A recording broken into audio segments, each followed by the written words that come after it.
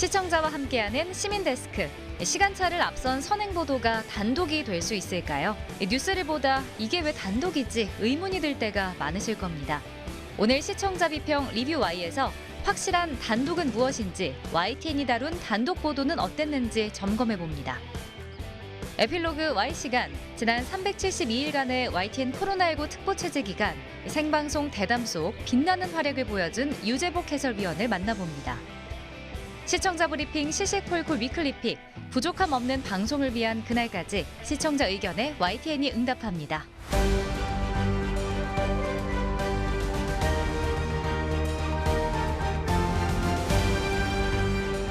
시청자 여러분 안녕하십니까? 시민데스크 강진원입니다. 단계적 일상 회복을 위한 거리두기 개편안이 지난 11월 1일 0시부터 적용됐습니다. 우리 일상에 많은 변화가 생긴 만큼 달라지는 건 뭔지, 또 주의해야 할 것들은 무엇인지 잘 숙지하셔야겠습니다. 특히 확산 우려가 여전한 만큼 개인 방역 수칙 준수를 다시 한번 당부드리면서 이번 주 시민데스크 시청자 비평 리뷰 Y로 시작하겠습니다.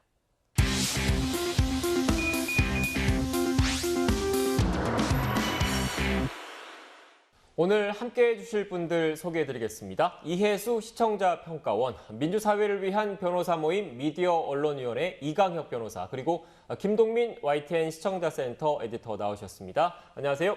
안녕하십니까. 네, 안녕하세요. 네, 먼저 이번 주 리뷰 Y 시간, 오늘 다뤄볼 주제부터 들어봐야 될 것 같은데 평가님 어떤 주제 다뤄볼까요? 다른 언론에서 보도하지 않은 독창적인 기사, 그러면서도 사회적인 중요도를 담고 있을 때 우리는 이를 단독 기사, 단독 보도라고 합니다. 그만큼 헤드라인에 단독이라고 표기되면 시청자들의 이목이 집중되기도 하는데요. 최근 언론사 간의 주목 경쟁이 심해지면서 단독이라 할 수 없는 기사들도 단독의 제목을 다는 관행이 이어지고 있고, 이에 대한 비판의 목소리도 높아지고 있습니다. 이러한 맥락을 상기하면서 지난 한 주간 YTN의 단독 보도를 비판적으로 살펴보고자 합니다. 네.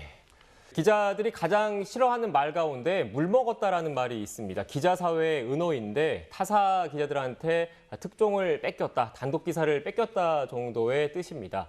그러니까 역설적으로 이 단독 기사라는 게 기자 개개인에게도 얼마나 중요한 의미를 지는지를 보여주는데 YTN 단독 보도는 어땠습니까? 우선 YTN의 단독 기사 중 사회적 의미가 큰 보도를 살펴보겠습니다.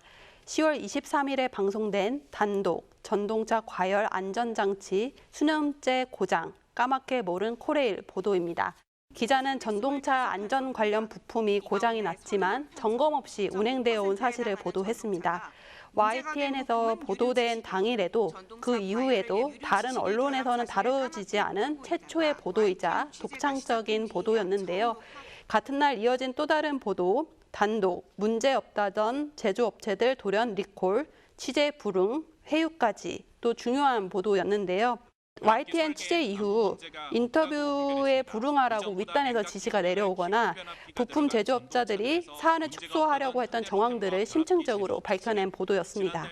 뉴스 가치가 있는 이슈에 대해서 처음으로 신속하게 보도했을 뿐만 아니라 정확성, 심층성 등에서 질 좋은 단독 기사의 요건을 갖춘 보도가 아니었을까 생각됩니다. 네.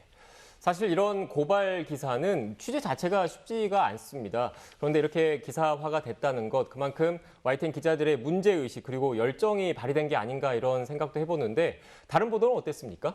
국세청 산하의 일선 세무서가 운영하는 세정협의회가 로비 창구로 악용되고 있다는 의혹이 계속되었지만 국정감사에서도 진상규명을 하지 못한 바 있는데요.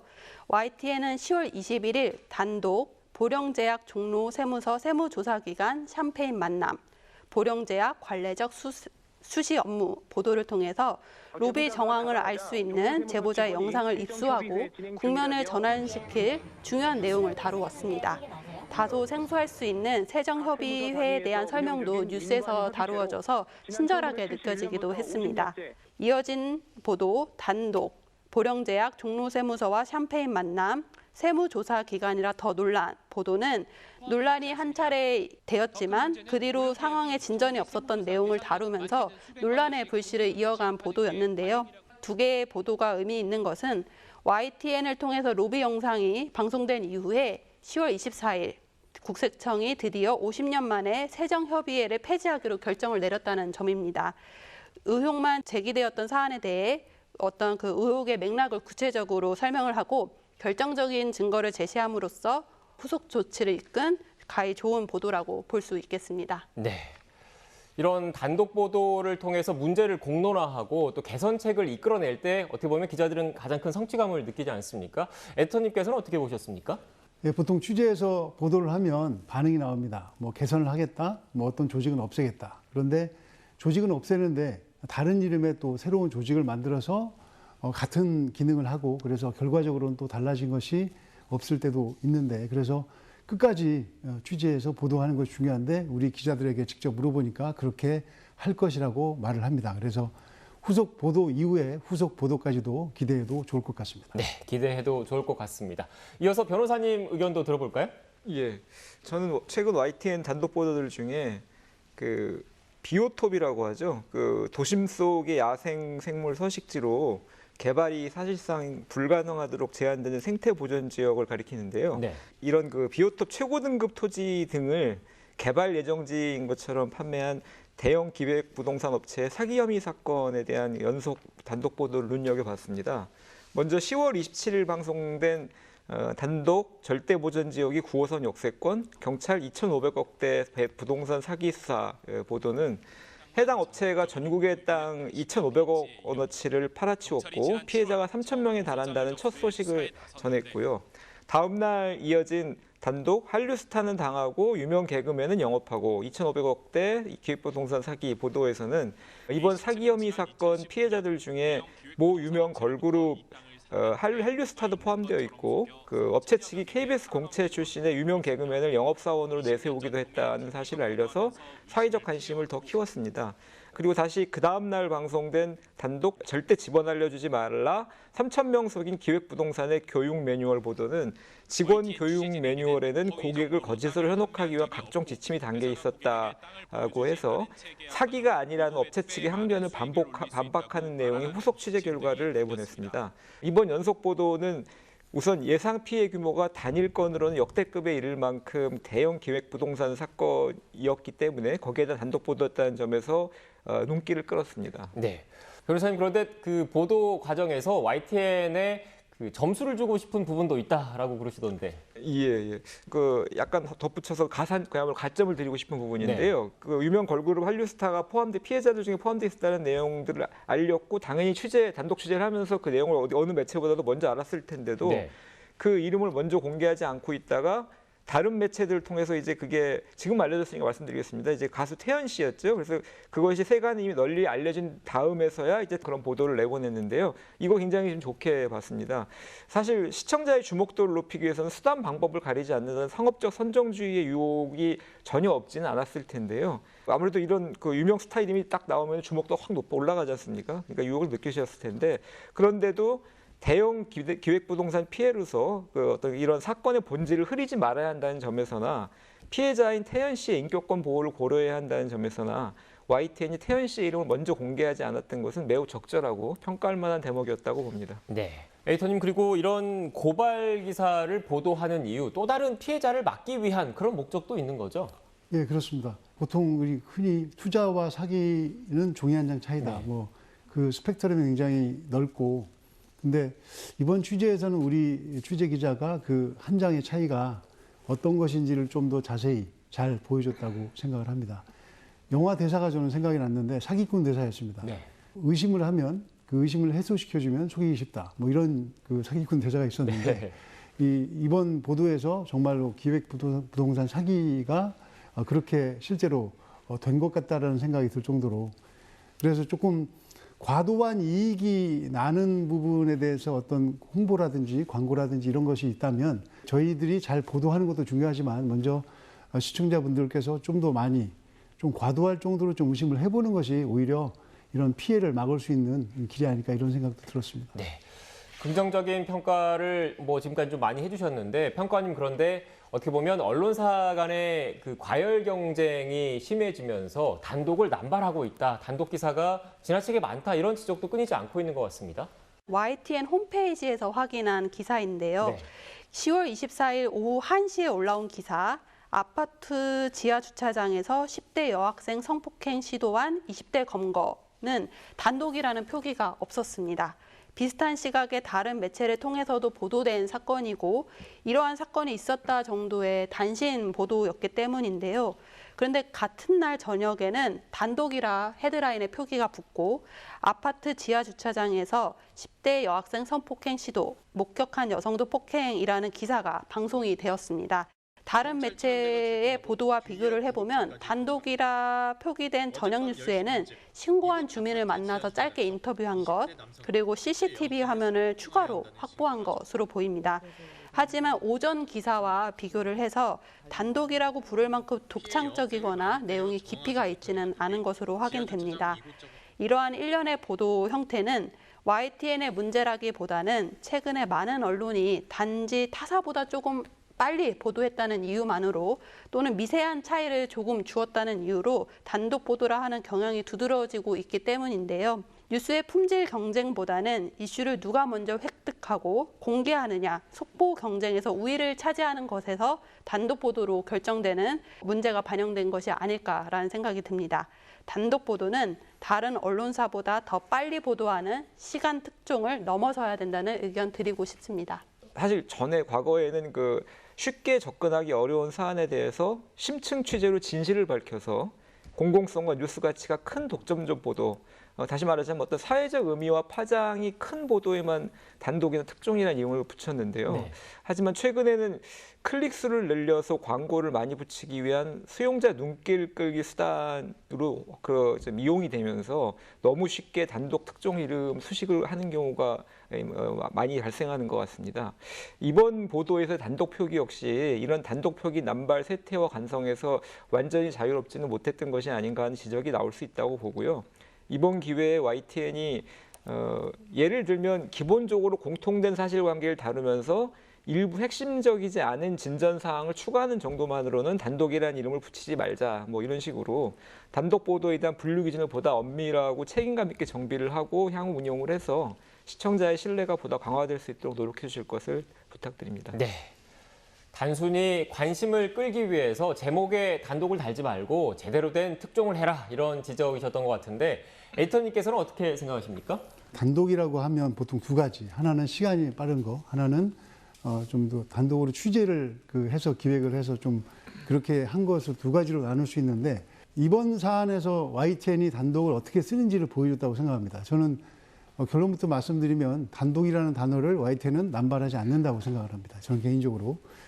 아파트 지하 주차장에서 성폭행을 시도했다는 이 기사를 지금 말씀하셨는데 예를 들어서 이것은 YTN 취재진이 가장 먼저 이 사건을 알게 됐고 그리고 기사도 이제 경찰에게 확인하고 가장 먼저 썼습니다. 근데 말씀하신 것처럼 이때는 단독이란 타이틀을 달지 않고 기사를 승인을 했고 왜냐하면 화면 확보도 안 됐고 이 정도 가지고 단독을 달 정도는 아니었다는 아마 판단이 데스크의 판단도 기자의 판단도 있었을 겁니다.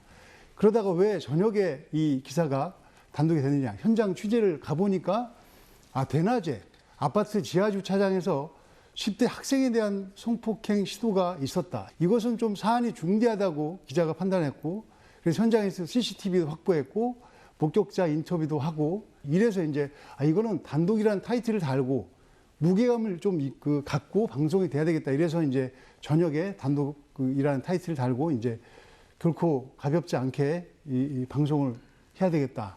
그래서 지금 제가 말씀드리고자 하는 것은 결코 이 단독이라는 것을 보통 다른 매체들이 이 시간, 짧은 시간에 단독을 서로 먼저 하려고 그런 경쟁을 적어도 하지 않는다. 이 단독이라는 타이틀을 달아도 될 정도로 이 기사가 완결성이 있고 비중이 있는지 이걸 판단해서 지금 달고 있다고 이렇게 말씀을 드리고 싶습니다. 하지만 말씀하신 것은 좀 더 보도국이나 같이 현업부서와 같이 공유해서 쓸만한 기사에 이 단독이라는 타이틀을 쓸 수 있도록 하겠습니다. 네. 저 역시 사건팀에서 후배 기자들과 일을 하면서 이 기사에 단독을 달아야 되나 말아야 되나 이게 신중하게 고민을 거듭했던 기억이 납니다. 물론 시청자 여러분의 기대에 부응하기 위해서 더 노력해야겠지만요. 마지막으로 이것만은 꼭 명심할 수 있도록 평가원님부터 한 줄 평 부탁드리겠습니다. 진정한 의미의 단독 보도, 엄격한 기준 적용해야. 단독 보도는 누가 더 빨리 썼느냐보다는 그 내용의 독창성이 후속 보도를 촉발시키고 사회적 변화를 가져올 때 단독으로서 의미가 있겠습니다. 이 점을 꼭 기억하고 언론사 내부에서 단독 보도의 기준에 대한 치열한 고민과 합의가 있어야겠습니다. 네. 다음으로 변호사님 한 줄 평 들어볼까요? 양치기 소년의 어리석음에서 벗어나라. 네. 나타나지 않은 늑대가 나타났다고 거짓말을 해대다가 사람들의 믿음을 잃고 실제 늑대가 나타난 상황에서 아무런 도움을 얻지 못해 낭패를 당한 양치기 소년의 우화 누구나 다 잘 알고 있는데요. 우리 언론도 단독 표기 남발로 당장의 클릭수와 광고 늘리기에만 골몰하다가 단독 딱지에 무뎌질 수밖에 없게 된 수용자들에 의해서 진짜 특종을 해도 외면당하고 언론사 자체의 신뢰와 존재의 의의를 잃게 되는 어리석음을 범하지 말아야 할 것입니다. 네, 알겠습니다. 오늘 전해주신 분석과 해설 말씀 잘 유념해서 YTN 보도와 프로그램 개선에 앞장서겠습니다. 오늘 말씀 고맙습니다. 감사합니다.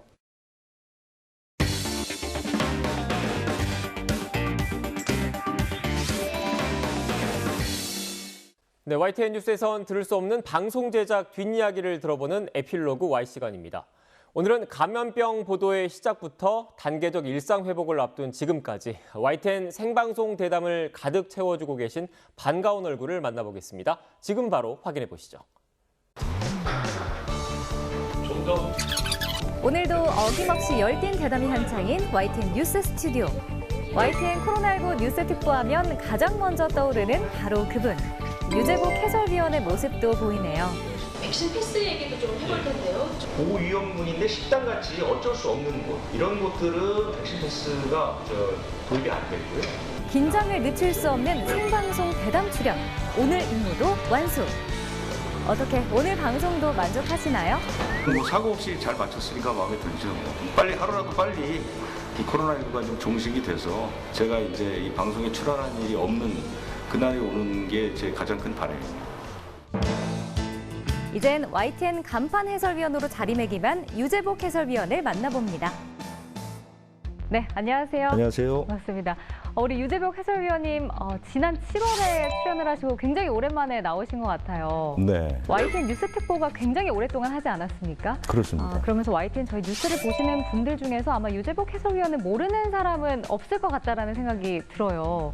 식당 같은 데 가면 그 식당 주인분들이 오랫동안 영업을 못해서 저한테 이제 그런 질문들을 많이 던지시죠. 코로나19가 언제 끝나느냐, 언제쯤 장사를 할 수 있느냐. 진짜 전문가라고 생각을 이제 하시니까 많이 아무래도 여쭤보시는 것 같아요. 방송에서 저를 보니까 그런 궁금증들을 물어보시고 뭐 백신을 맞아도 되느냐 이런 질문들을 많이 듣는 편입니다. 네, 저희가 보니까 YTN이 372일 동안 뉴스 특보를 했더라고요. 그만큼 또 해설위원님의 활약도 대단했습니다. 이렇게 혹평을 또 받는 이유가 있을 거 아니에요. 그 나만의 매력은 뭐라고 생각을 하시나요? 저의 매력보다는 저희가 처음에 이 감염병이라는 것은 과학의 영역이니까 사실은 좀 내용이 어렵습니다. 네. 그래서 시도했던 것이 그러니까 전문가, 의사 선생님과 기자를 같이 출연해서 서로가 서로의 그 장단점을 보완하는 방식으로 쭉 출연해 왔던 거죠. 이 둘의 조화가 잘 맞았던 것 같아요. 그래서 많은 분들이 저희가 출연하는 그 코너를 보면 어려운 지식이지만 쉽게 이해할 수 있었다. 그리고 조금 더 일반 뉴스에서 볼 수 없었던 전문적인 내용도 의사 선생님들이 같이 얘기를 해주시니까 그런 부분에서 반응이 좀 좋았던 것 같습니다. 저도 보면서 느꼈거든요. 이게 좀 쏙쏙 귀에 잘 들어오게 설명을 해주시더라고요. 네. 뭐 그런 비결이 있나요?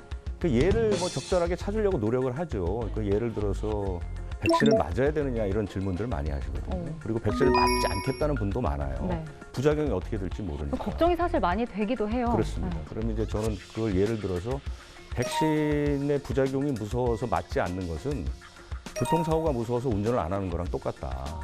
그러니까 우리가 교통사고가 나면 교통사고라는 게 예고돼 있지 않고 어떤 사고가 날지는 모르지만 그것 때문에 운전을 아예 안 할 수는 없는 거 아니냐. 뭐 이런 식으로 예를 들어서 설명해 드리면 그 시청자들께서 쉽게 이해를 하시는 그런 편이죠. 그러니까 예시를 들어서 좀 알기 쉽게 전달해 주시는 거.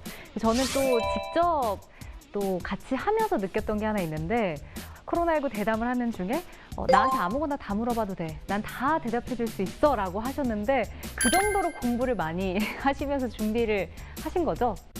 그렇죠. 왜냐하면 제가 의학을 다뤄본 적이 없는 기자거든요. 네. 그러니까 처음에 공부를 열심히 하지 않으면 출연 자체를 소화할 수 없다는 생각에 이제 공부를 하기 시작했고 400일 가까이 특보를 하다 보니까 제가 갖고 있는 그 정보의 방이 굉장히 많습니다. 제가 하루에 이제 일과를 시작하게 되면 국내 모든 신문이라든가 이런 것들 다 보고 시간이 지날수록 이제 뭐 논문 같은 것도 보고 하면서 꼼꼼히 다 정리를 해놓은 것들이 있거든요. 그래서 키워드만 넣으면 관련된 정보들이 다 나오니까요. 일반적인 뉴스와는 조금 차원이 다르게 자세한 정보를 전해드릴 수 있지 않을까 그렇게 생각합니다.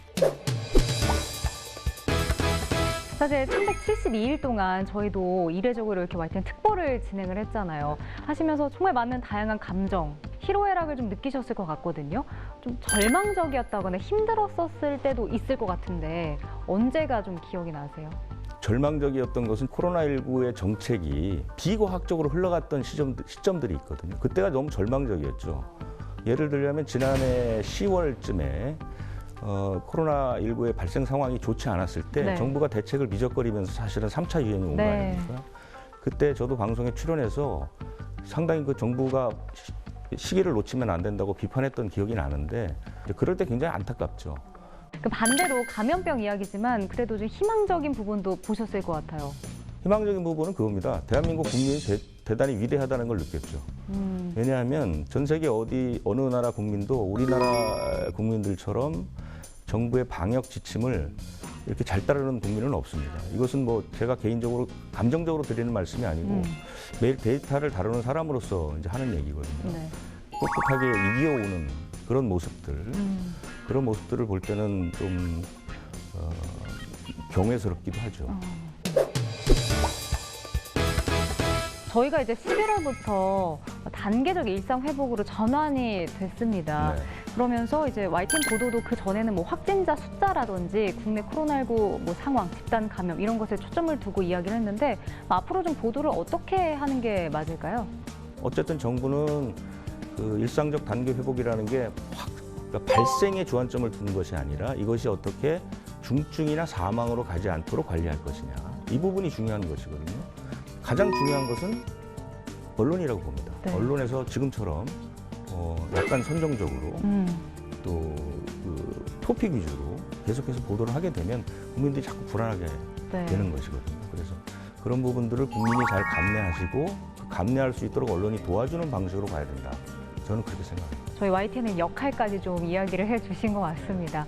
이제 우리 유재복 해설위원은 이거 하시기 전에 뭐 베테랑 기자시기도 했고 사실 앵커로도 방송을 진행하셨잖아요. 뭐 해설위원이랑 좀 다른 점이 많이 있나요? 어떤가요? 직접 해보시니까. 저는 이제 주로 사회부 기자를 많이 오래 했으니까요. 네. 사건 사고 현장을 많이 갔었죠. 사회부 기자라는 게 뭐 터지면 가서 현장에서 갑자기 중계를 하게 되고 그렇게 되면 그 아주 고도의 순발력이 요구되고 그다음 이제 애드립 능력이 요구되는데 코로나19는 그런 것보다는 내가 얼마나 준비를 체계적으로 잘 해놓느냐. 잘 해놓으면 그날 출연해서 충분히 얘기를 다 할 수 있는 것이고 못하게 되면 상당히 곤란한 것이죠. 사회부 기자보다는 많이 피곤합니다. 공부를 열심히 해야 돼서. 아 그래요? 그러면 뭐가 제일 잘 맞으셨어요? 해보니까? 저는 아무래도 한 20년 이상을 사회부 기자를 오래 해서 그런지 사실은 그런 부분이 좀 편하긴 합니다, 아직도. 마지막으로 우리 유재복 해설위원님은 뭐 경험이라든지 연륜이 굉장히 많은 또 선배신데 후배들한테 좋은 본보기도 보여주고 계시거든요. 앞으로 후배들이 어떻게 했으면 좋겠다 좀 조언을 해주신다면요? 그 후배들의 질문에도 많이 대답했던 것은 공부를 많이 하면 자동으로 잘 된다, 모든 게. 그래서 저는 공부를 좀 많이 하라고 후배들한테 얘기하는 편이고요. 저도 사실은 제가 한 번도 다뤄보지 못했던 영역을 한 2년 가까이 해오면서 지금까지 버틸 수 있었던 거는 힘들었지만 그래도 하루도 쉬지 않고 공부를 했던 것. 그 휴가를 갈 때도 항상 노트북을 가져가서 매일매일 상황을 보고. 휴가가 아니지 않았나요, 그러면? 뭐 그 외 시간은 놀았습니다. 하지만 네. 어쨌든 후배들한테도 기술을 배우지 말고 공부를 열심히 해서 팩트를 많이 쌓아놓으면 기술보다 훨씬 더 힘이 있고 지속 가능하다. 뭐 이런 얘기를 좀 하고 싶습니다. 가장 이제 쉬운 말이지만 또 어려운 이야기인 것 같기도 합니다. 공부를 많이 해라. 네. 저도 좀 새겨 들어야 할 것 같습니다. 앞으로도 우리 유재복 해설위원님의 다양한 그 주제와 또 코로나19 대담 시청자분들께 다양하게 전해주시길 기대하면서 오늘 여기서 마무리하겠습니다. 오늘 함께해 주셔서 고맙습니다. 네, 감사합니다.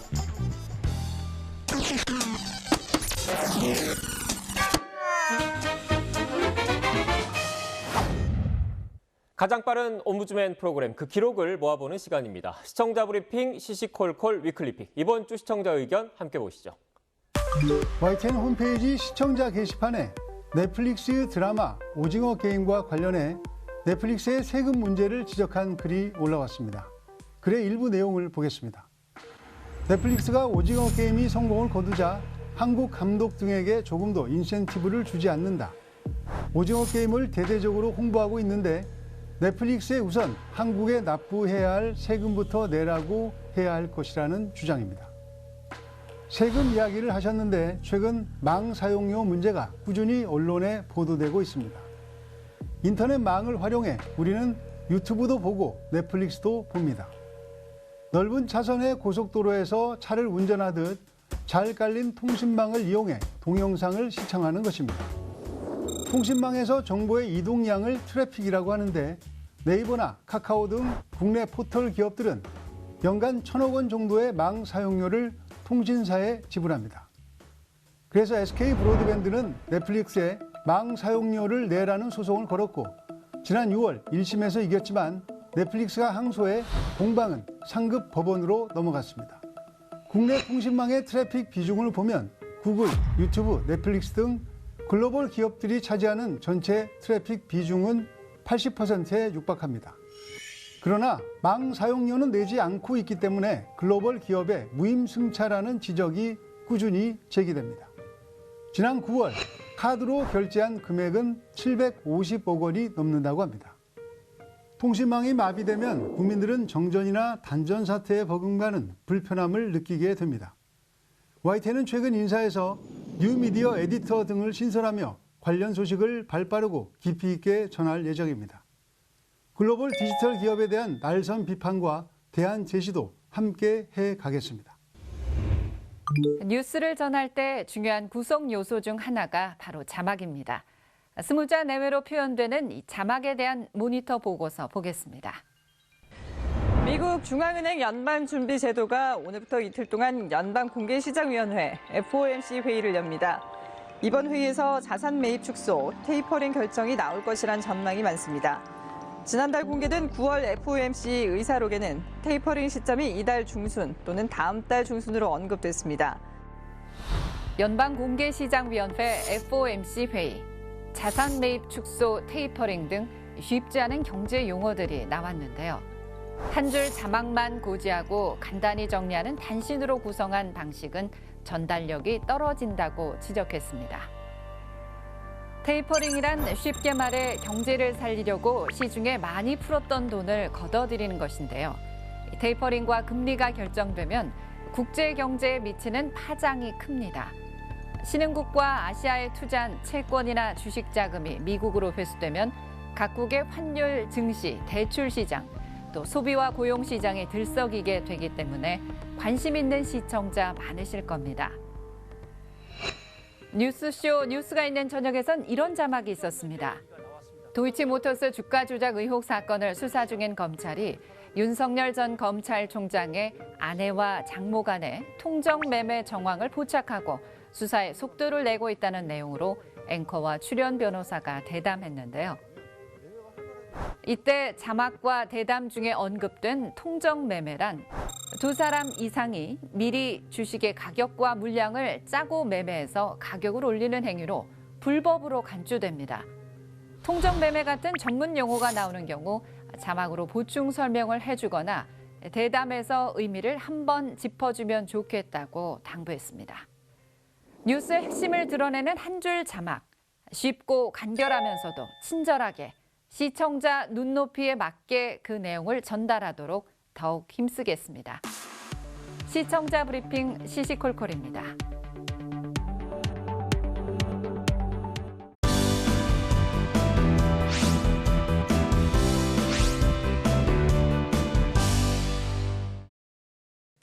안녕하세요. YTN-DMB 시청자평가원 정은정입니다.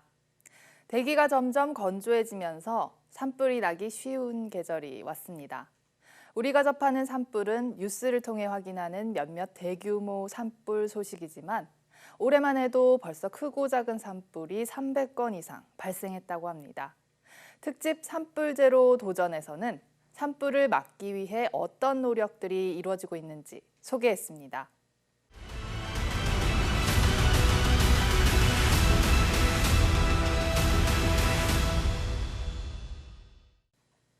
특집 산불 제로 도전에서는 산불이 일어나기 전부터 산불 이후까지 숲의 생태계를 지켜내기 위한 여러 방면의 활동들을 만나볼 수 있었습니다. 2019년 봄, 강원도 고성과 속초, 강릉, 인제에서 동시다발적으로 일어난 산불. 당시 강원도 산간에 불던 바람은 시속 128km가 넘는 중형 태풍급. 불길은 순식간에 마을을 휩쓸었다. 도입부의 2019년 봄 강원도에서 난 큰 산불을 겪은 주민의 생생한 증언과 당시 산불 모습을 한 화면에 담음으로써 산불의 위험성을 먼저 떠올려보게 했습니다. 시청자들이 산불을 좀 더 가까운 일로 인식하고 산불을 줄이기 위한 노력을 담은 프로그램에 더욱 공감할 수 있도록 하기 위한 좋은 시작이었다고 생각됩니다. 이후 내용에는 산불이 일어나기 쉬운 시기에 사전 모의 훈련을 하는 모습에서부터 실제 산불이 발생했을 때 진화하는 과정, 산불이 진화된 이후 복구와 조림 계획을 세우기 위한 현장 조사까지 그동안 우리가 알지 못했던 수많은 이들의 노고가 생생하게 담겼습니다.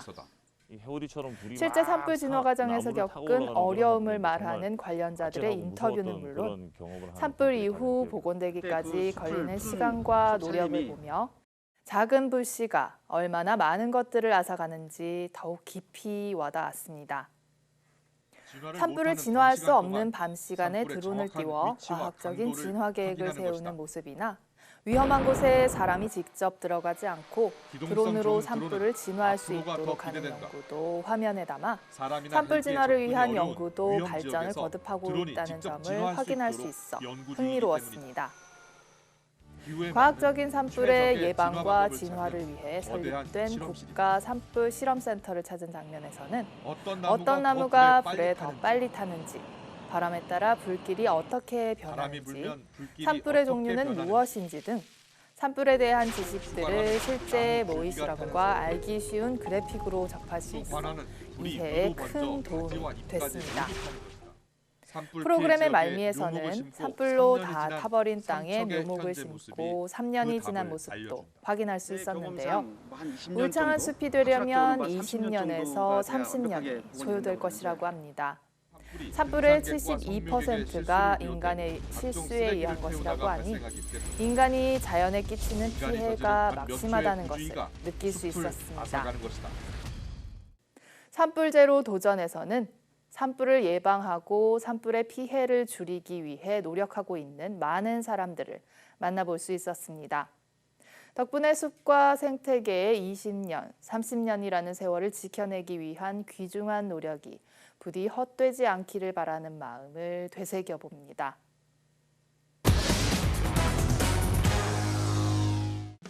우리 사회의 정치적 현안, 경제적 모든 문제에 대한 기자의 시각과 판단과 지적이 모두 옳은 것은 아니라고 생각합니다.